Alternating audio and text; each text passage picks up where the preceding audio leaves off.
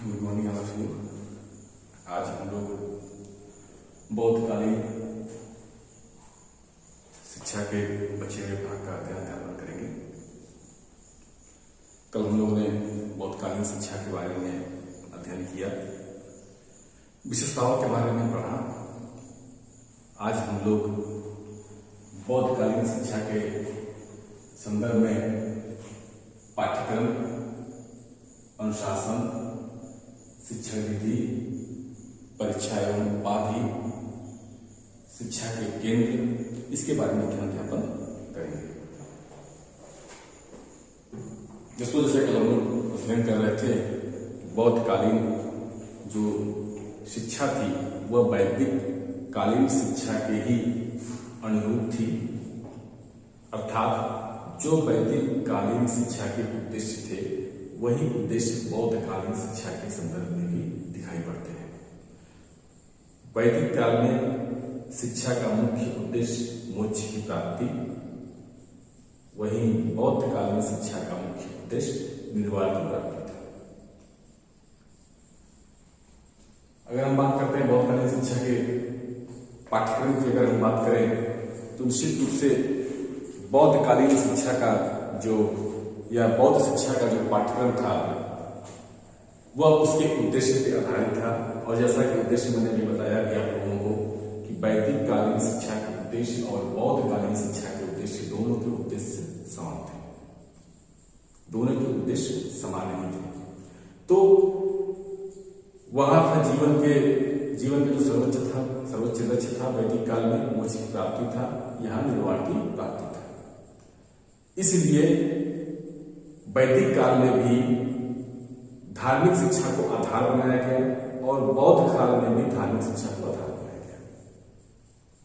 अर्थात धार्मिक शिक्षा के अंतर्गत गौतम बुद्ध के उपदेश, धर्मशास्त्र और बौद्ध धर्म के 3 ग्रंथ जो पिटक थे के अध्ययन को पाठ्यक्रम में शामिल किया गया था। अर्थात बौद्धकालीन शिक्षा का पाठ्यक्रम के अंतर्गत धार्मिक शिक्षा, धर्मशास्त्र के द्वारा और बौद्ध धर्म के जो 3 ग्रंथ, जो 3 पिटक थे, उन पिटक को इसमें शामिल किया गया था।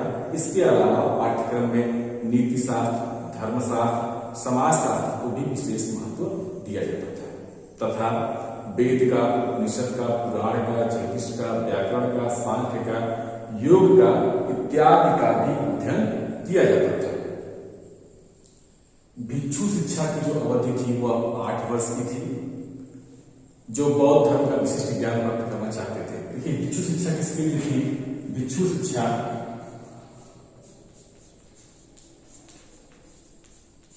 उनके लिए थी जो बौद्ध धर्म का विशेष ज्ञान प्राप्त करना चाहते थे।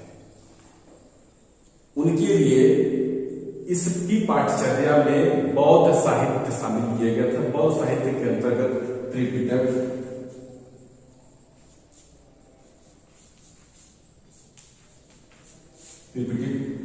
त्रिपिटक जिसे कहते हैं, इसको हटा दीजिए, त्रिपिटक, सुप्त साहित्य या सुप्त साहित्य,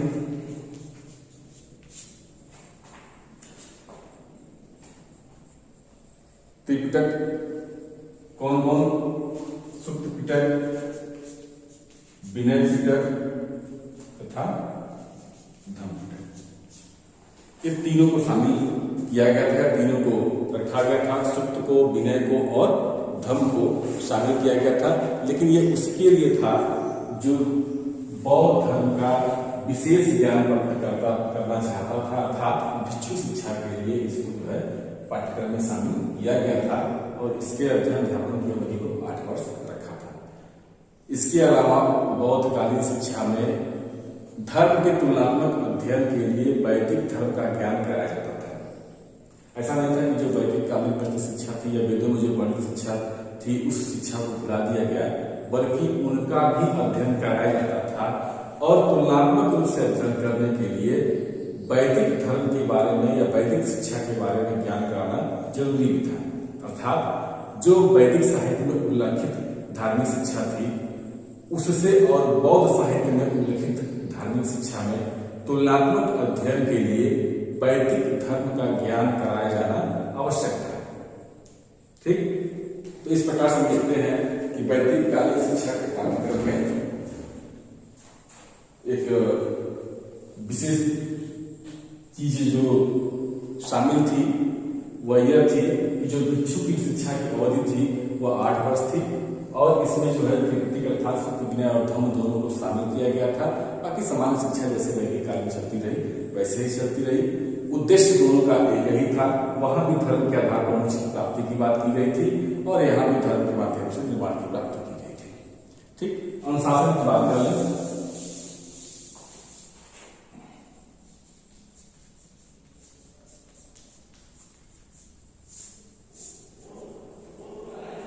अनुशासन की बात करें, देखिए वैदिक काल में बालक का उपनयन संस्कार होता था और वह आश्रम में शिक्षा प्राप्त करने के लिए जाता था, गुरु के पास जाता था और उस गुरुकुल प्रणाली में रहते हुए वह शिक्षा प्राप्त करता था। बौद्ध कालीन शिक्षा में बालक का समुद्र संस्कार होता था, पवज्जा संस्कार होता था। समुद्र बाद में होता है, समाप्ति के बाद, अध्ययन के बाद पवज्जा संस्कार होता था। पवज्जा संस्कार के समय कुछ नियम बताए जाते थे। उन नियमों को बालक या छात्र के द्वारा अपने अध्ययन अध्यापन की अवधि में पालन करना अनिवार्य होता था। ठीक है, आत्मानुशासन पे जोर दिया गया था। संघ की मर्यादा को भंग करने वाले जो छात्र होते थे या वे छात्र जो शिक्षक का अपमान करते था, भिक्षु की मर्यादा का अपमान करते थे, भिक्षु का अपमान करते थे और जो छात्र विवाह कर देते थे, इस तरह के अपराध करने वाले छात्रों को मठ या विहारों से निकाल दिया जाता था। उन छात्रों को मठ और विहारों में शिक्षा प्राप्त करने का अधिकार नहीं था। इस प्रकार से देखा जाए तो कठोर अनुशासन यहाँ पे दिखाई पड़ता है कि जो बौद्ध संघ के जो नियम बनाए गए थे, पवज्जा संस्कार के समय जो नियम लगभग में 10 नियम थे और 18 नियम थे, उन 18 नियमों को प्रत्येक विद्यार्थी को या प्रत्येक छात्र को या प्रत्येक श्रमण को मानना और उसको पालन करना अनिवार्य था। आत्म अनुशासन पर जोर दिया गया था। मुख्य रूप से यह अपेक्षा की गई थी कि शिष्य गुरु का सम्मान करेगा, उसकी मर्यादा को भंग नहीं करेगा, वह विद्या अध्ययन या विद्या अर्जन की अवधि में विवाह नहीं करेगा। अगर इस तरह की कोई भी गतिविधि अगर वह करता था तो निश्चित रूप से उसको बौद्ध विहारों से या मठों से बाहर निकाल दिया जाता था।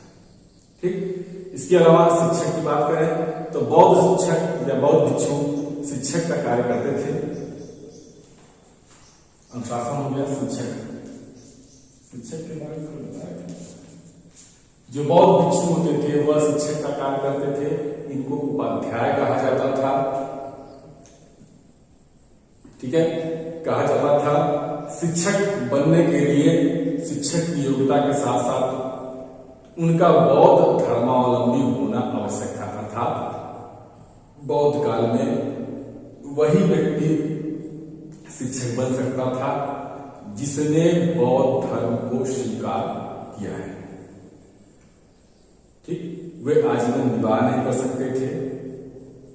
बौद्ध उपाध्याय अपने शिष्यों के श्रवण अवश्य, जो शिक्षक होता था वह अपने छात्रों अर्थात श्रमण के लिए या शिष्यों के लिए आवास एवं भोजन की व्यवस्था करता था, उनका ज्ञानवर्धन करता था तथा उनको सांसारिक दुखों से मुक्ति का मार्ग बताता था। ठीक, तो ये हो गया शिक्षक के कार्य। परीक्षा शिक्षण विधि की बात कर रहे हैं हम लोग।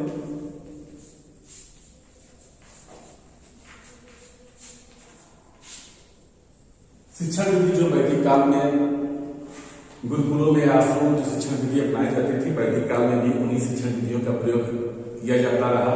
कोई विशेष परिवर्तन नहीं हुआ। व्याख्या, वर्णन, विवरण, ठीक है, श्रवण, मनन, निध्यासन, ये सारी चीजें बौद्ध कालीन शिक्षा में भी शामिल रही। प्रश्नोत्तर विधि का प्रयोग किया गया।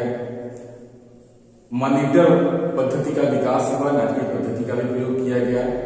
वाद विवाद, व्याख्यान, ये शिक्षण की प्रमुख विधियां रही। कम से कम कहने का मतलब है कि जो वैदिककालीन शिक्षण विधियां थी वह यहाँ भी शिक्षण विधियां देखने को मिलती है, कोई खास विशेष अंतर इसमें नहीं आता है। ठीक, शिक्षण विधि के बाद अगर परीक्षा की उपाधि,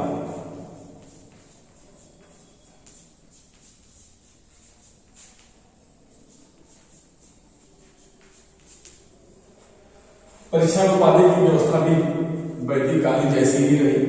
प्रारंभिक कक्षाओं में अध्यापक द्वारा छात्र से प्रश्न पूछा जाता था या प्राथमिक स्तर पर शिक्षक छात्र के प्रश्नों से उत्तर से संतुष्ट होकर उसको अगली कक्षा में उन्नत कर देते थे।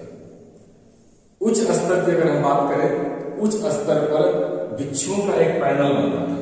क्योंकि दो तरह की इसमें बात की गई है, एक प्राथमिक के लिए अलग और उच्च के लिए अलग। ठीक, प्राथमिक में क्या था? प्राथमिक में था शिक्षक द्वारा, शिक्षक संतुष्ट हो जाता था, कोई एक शिक्षक द्वारा शिक्षक संतुष्ट हो जाता था, वो क्या करता था? अगली कक्षा में प्रोन्नत, अगली कक्षा में प्रोन्नत। इसमें क्या था? भिक्षु का पैनल होता था। पैनल समूह होता था। ठीक है, भिक्षुकों का एक समूह होता था और उस समूह में छात्र का मौखिक परीक्षण किया जाता था, अर्थात उसकी मौखिक परीक्षा ली जाती थी और मौखिक परीक्षा लेने के उपरांत उसको उपाधि दी जाती थी। तो ये भी करीब करीब जैसा वैदिककालीन व्यवस्था में दिखाई पड़ता है वैसा ही दिखाई देता है, कुछ नया इसमें दिखाई नहीं पड़ता है। वहां भी था परिषद था, परिषद के द्वारा जो संतुष्ट होकर छात्रों को उपाधि दी जाती थी। और यहाँ पे जो है भिक्षु के पैनल द्वारा था। एक प्रकार से ये भी परिषद ही कर सकते हैं, संगठन कर सकते हैं, समूह कर सकते हैं। अब मुख्य बात जो है यहाँ पे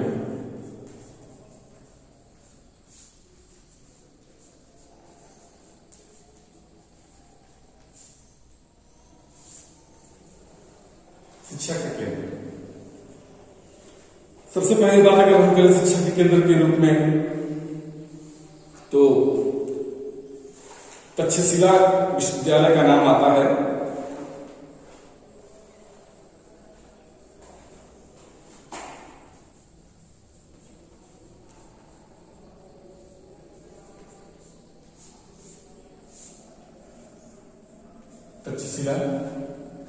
तक्षशिला कहाँ है?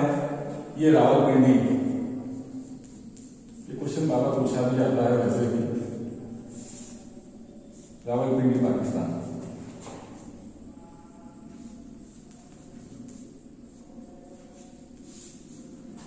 रावलपिंडी पाकिस्तान में है ये तक्षशिला। यह बौद्ध काल का एक मुख्य शिक्षा का केंद्र था। एक बार ध्यान रखिएगा, जो यह नगर था जो तक्षशिला विश्वविद्यालय की जहां स्थापना हुई थी, यह एक प्राचीन शिक्षा का केंद्र था। वैदिक काल या वैदिककालीन शिक्षा का केंद्र भी यहाँ पे माना गया है, तक्षशिला को माना गया है और परिचित होता है, क्योंकि प्राचीन काल में ब्राह्मण शिक्षा का यह प्रमुख केंद्र हुआ करता था। और प्राचीन जो गांधार प्रांत था उसकी यह राजधानी हुआ करता था, तक्षशिला। ठीक है, तक्षशिला विश्वविद्यालय से संबंधित जो संस्कृत के प्रसिद्ध विद्वान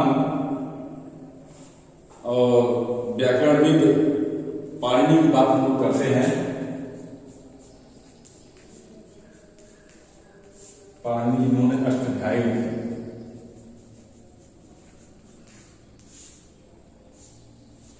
ये यही छात्र थे।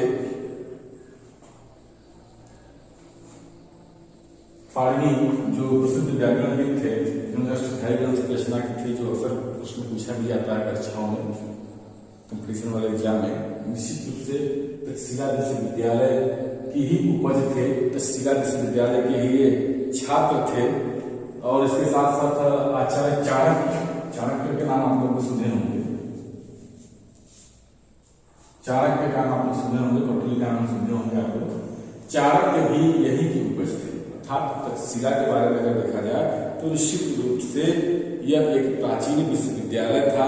और एक चीज और जान लीजिए, यह कोई एक प्रॉपर्ली या पर्टिकुलर विश्वविद्यालय नहीं था, ठीक है। तक्षशिला जो था तो एक पर्टिकुलर विश्वविद्यालय, एक पर्टिकुलर भवन या बिल्डिंग नहीं थी, बल्कि यहाँ पे परिवार प्रणाली के आधार पर शिक्षा दी जाती थी, ठीक है। परिवार प्रणाली के आधार पर यहाँ पे शिक्षा दी जाती थी। जीवक का नाम आप सुने होंगे, जीवक भी यही का उपज था, ठीक है। तो तक्षशिला विश्वविद्यालय जो था बौद्ध कालीन शिक्षा का प्रमुख केंद्र था। यहाँ के जो भवन थे, भवन की व्यवस्था थी, ठीक है। यहाँ पे बड़े बड़े कमरे थे जिसमें शिक्षा व्यवस्था या जिस भवन की कक्षों में शिक्षा की व्यवस्था की गई थी वहां पर शिक्षा दी जाती थी। प्रशासन प्रवृत्ति की बात करें तक्षशिला विश्वविद्यालय की, तो वो बहुत भिक्षुओं के अंतर्गत था, बहुत संघों का इस पर पूरा नियंत्रण था, ठीक है। साथ ही साथ अध्ययन अध्यापन में यहाँ विभिन्न विषयों का ज्ञान कराया जाता था। बौद्ध धर्म से संबंधित बौद्ध साहित्य ज्ञान था। और जैसा मैंने ये बताया कि यह एक ब्राह्मण कालीन शिक्षा का भी प्रमुख केंद्र था, वैदिक कालीन शिक्षा का भी प्रमुख केंद्र के रूप में था। अर्थात यहाँ के हर प्रकार या हर धर्म की शिक्षा की बात की गई थी। दूसरी बात अगर हम करें, दूसरे केंद्र की बात अगर हम करें, दूसरे केंद्र के रूप में नाम आता है नालंदा विश्वविद्यालय का।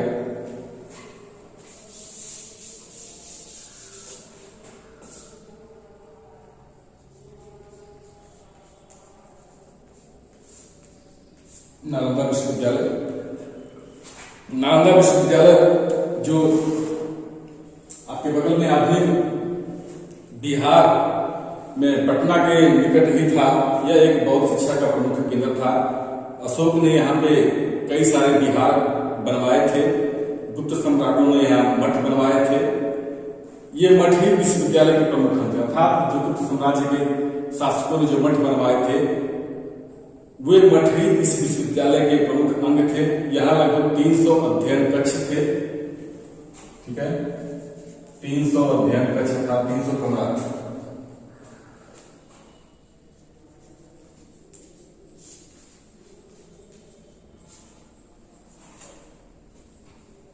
ठीक,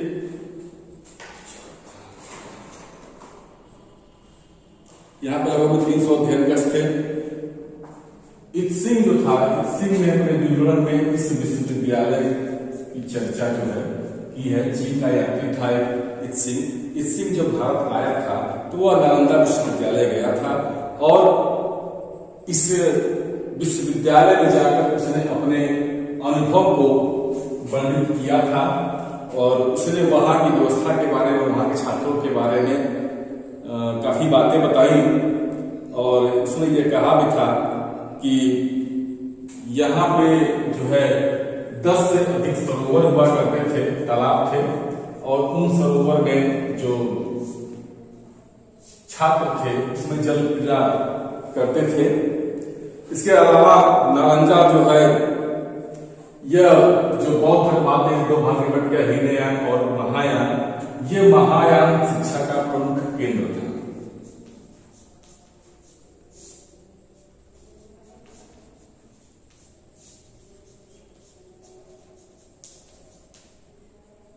ऐसा नहीं कि हीनयान से मतलब खत्म हो गया था, क्योंकि बौद्ध शिक्षा का केंद्र था, लेकिन प्रमुख रूप से अगर देखा जाए तो यह महायान शिक्षा का प्रमुख केंद्र था। और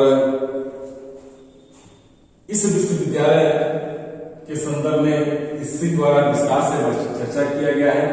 आधुनिक विश्वविद्यालय का संचालन जिस प्रकार से होता है उसी प्रकार से इस विश्वविद्यालय के संचालन की प्रक्रिया का पता चलता है। अर्थात संचालन के लिए कुलपति की नियुक्ति थी, जो बौद्ध भिक्षु होता था, बौद्ध धर्मावलंबी होता था।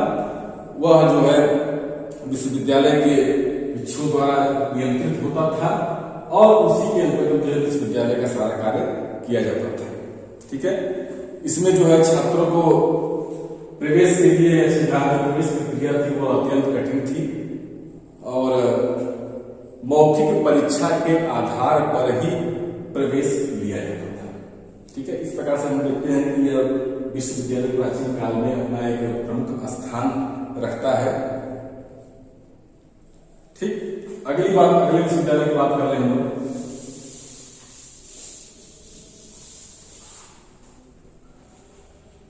नालंदा के बाद है बल्लभी।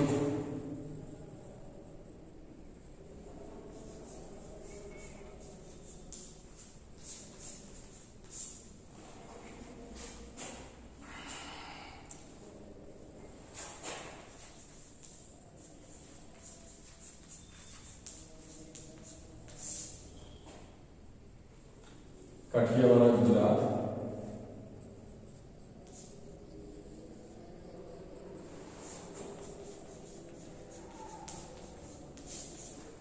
गुजरात में काठियावाड़ जगह है, वहीं पे यह बल्लभी विश्वविद्यालय हुआ करता था, जो एक बौद्ध शिक्षा का प्रमुख केंद्र था।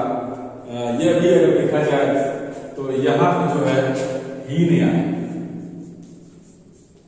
याद रहे वो महायान से संबंधित है। यहाँ पे हीनयान बौद्ध धर्म का जब बंटवारा हुआ तो भाग में बट गया हीनयान और महायान, तो यह हीनयान शिक्षा का प्रमुख केंद्र रहा। यहाँ पे जो है ह्वेनसांग आया था, चीनी यात्री जो है ह्वेनसांग यहाँ पे आया था। उसने अपने विवरण में बताया कि यहाँ पे 100 से अधिक अध्ययन कक्ष हैं जहां पे छात्र रह के शिक्षा प्राप्त करते हैं, और यहाँ पे कई सारे विहार हैं, उसका वर्णन भी ह्वेनसांग ने अपने लेख में, अपनी पुस्तक में किया था। ठीक, इसके अलावा एक और है नदिया विश्वविद्यालय, बल्लभी है।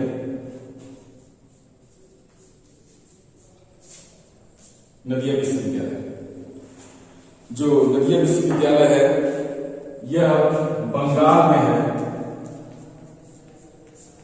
बंगाल के सेन शासकों ने इसको बनवाया था, लगभग 11वीं सदी के आसपास की बात है। ये 11वीं सदी में इसका निर्माण जो बंगाल के सेन शासकों द्वारा किया गया था। यह भी बौद्ध शिक्षा का एक प्रमुख केंद्र था, और यहाँ पे या यहाँ के छात्र के रूप में अगर देखा जाए तो जयदेव, इसका नाम आप लोग सुने होंगे, जिन्होंने गीत गोविंद की रचना की थी। जयदेव जिन्होंने गीत गोविंद की रचना की थी, ये यही के छात्र हुआ करते थे और यही से इन्होंने शिक्षा प्राप्त की थी। यहाँ पे न्याय तथा तर्क का एक प्रमुख केंद्र था। मध्यकाल में भी नदिया जो शिक्षा का एक प्रमुख केंद्र बना रहा। इसके अलावा मिथिला,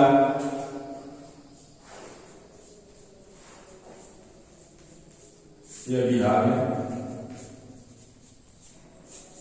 यह भी बौद्ध कालीन शिक्षा का एक प्रमुख केंद्र था।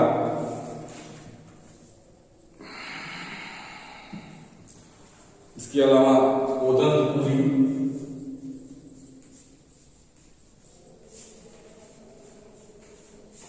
मिथिला के पास,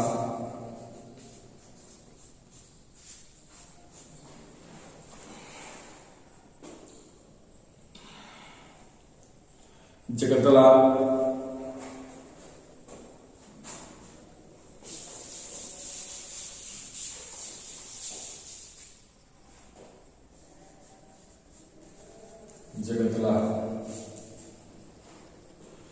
यह भी बौद्धकालीन शिक्षा का एक प्रमुख केंद्र था।